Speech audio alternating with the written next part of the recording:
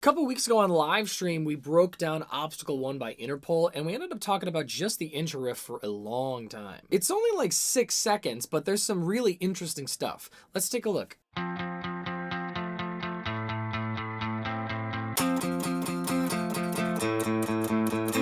It consists of a top line melody and a lower melody. C C C C C A A A A A A C C C F F F F F F F F A A A A A. There's only 3 notes used, and they perfectly spell out an F major triad, F A C. Despite that, the tonality of the riff does feel fairly ambiguous. It doesn't really feel like we're playing a major triad. I'd attribute a large part of that to the rhythm. The 2 parts interleave with each other in a way that makes it feel like 2 separate melodies harmonizing with each other rather than feeling like just a sequence of chords.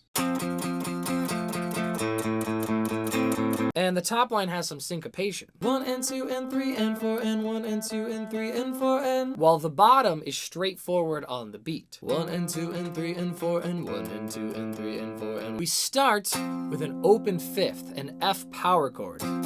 No indication of major or minor. Then the top line descends and we have an F and an A. A being a major 3rd above F. We do have that major quality confirmed here. We also get a sense that F is our tonal center, which means F major is our 1 chord. Do, mi, sol, do. But the bottom line moves down to the A so quickly that we hardly even have time to comprehend that we just heard a major 3rd.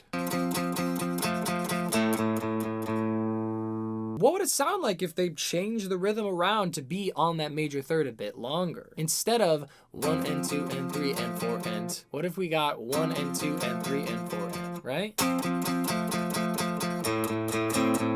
You do feel the major quality a bit more like that. Makes you wonder how much of that was intentional, Moving on. When the lower line moves down, we now have A in octaves. Since we're currently looking at F as our tonal center, the A's would imply a 3 chord, which is minor. When the top line moves to the C, that would be the 3rd of this A minor chord, which makes this an interval of a minor 10th. The timing of the movement between all these intervals contributes to the feeling of ambiguous tonality, since we hear an implied minor chord and an open 5th for a majority of the time of this riff. Again, the tempo and the rhythm of the riff makes it so we're on that F and A major 3rd for such a short time that we hardly have time to comprehend it as major.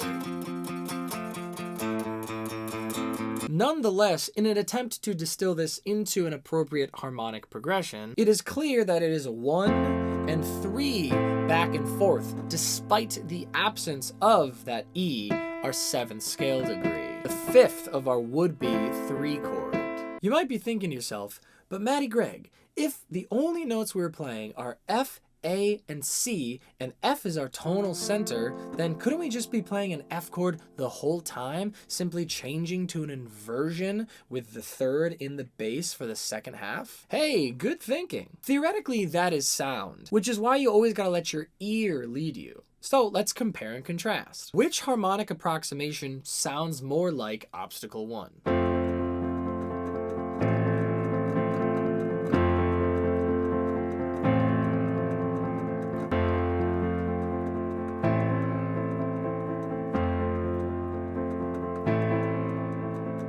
To me, it's clear that the latter feels like a more accurate approximation of the essence of the song. Besides, if it were just F major in different inversions, I doubt we'd be getting this tonally ambiguous feeling. It would feel very securely in major the whole time, right? Then that 2nd guitar comes in, providing a really great textural and rhythmic contrast.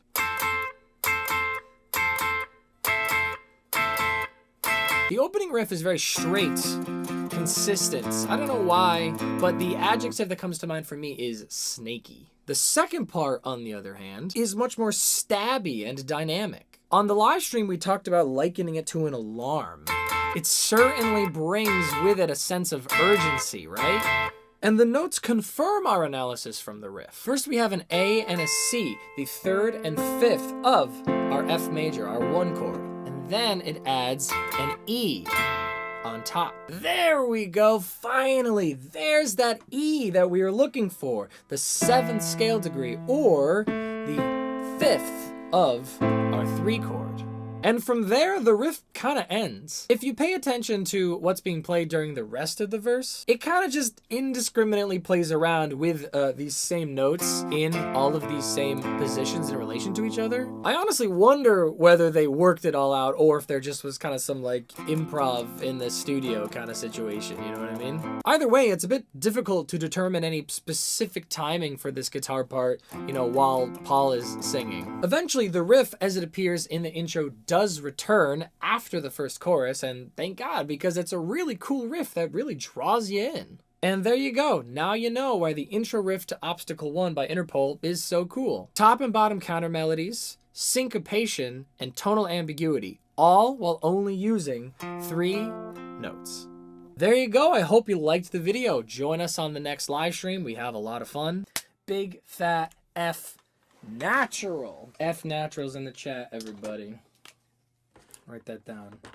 And if you want to support what I do in other ways and want to see more of this content, like, share, subscribe, private lessons, Patreon, original music, tips, and super thanks. Thank you so much for watching. I sincerely hope that you learned something today that you can take with you. Since we hear an implied minor chord, we also get a sense that